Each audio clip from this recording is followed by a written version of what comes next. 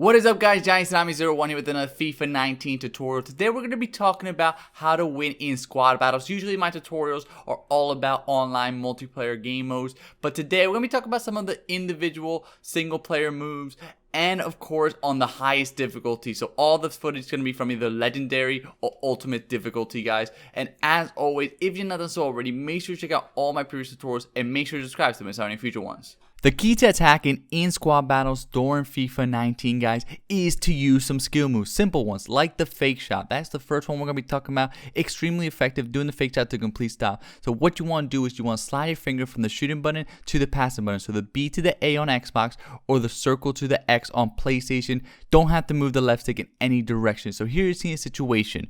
I got a player, I do the fake shot, I come to complete stop. How do I come to complete stop? Just by not pushing the left stick in any direction, sliding my finger, and what he's going to do is going to come to a complete stop, and that defender's momentum is going to keep pushing him that way. And why it works so well in squad battles compared to even in online, even though it works well in online, the difference is that in squad battles, you're not going to have a person on the other end of it that's going to be thinking, okay, he's going to try to cut inside because that way he can actually get a goal scoring angle. The computer ain't thinking like that, regardless of difficulty. Very important, regardless of difficulty. So you end up seeing all this space open up, and you're in perfect position now to take the finesse shot to the far post and score a very easy goal.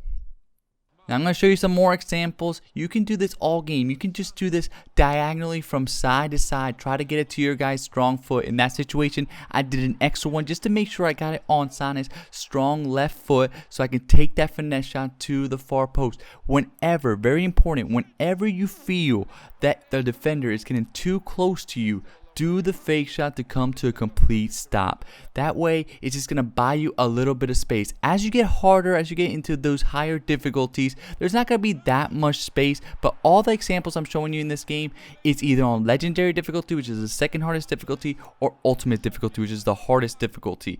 But of course, once you get against those better squads, those higher rated squads, the spacing isn't going to be quite as good. But I'm telling you, this move, no matter what difficulty, is going to work. Just make sure if you ever feel yourself pressured, a lot of times you're going to be near that penalty area, there's going to be a lot of defenders in the way and you're just not going to be able to break free. But whenever they get close to you, if you let them get too close to you, they're going to be able to take the ball away from you. So whenever they get too close to you, but not too close to you, do the fake shot. It's just going to buy you a little bit of space. Switch directions. Don't be afraid to do that extra pass to get a finesse shot into that far post and into the goal.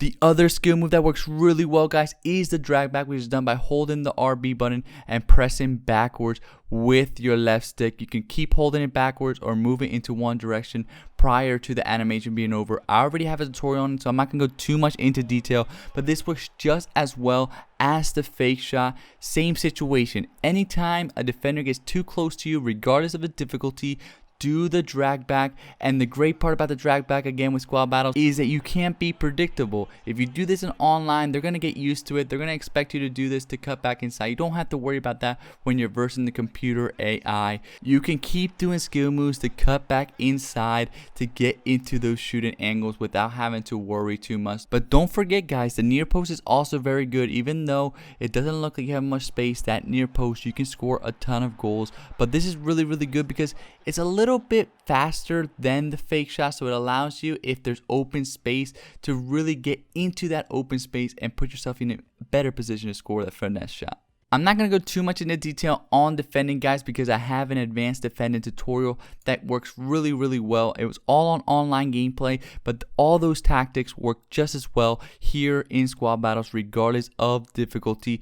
Just be aware of crosses and headers. Those are the most dangerous. That's what the computer likes to use, especially in those higher difficulties. So be aware of that. Switch over to a center back and try to clear the ball away. Now, while doing squad battle, guys, I definitely do want to tell you guys that there is a big difference between legendary, which is the second hardest difficulty, and the hardest difficulty of ultimate.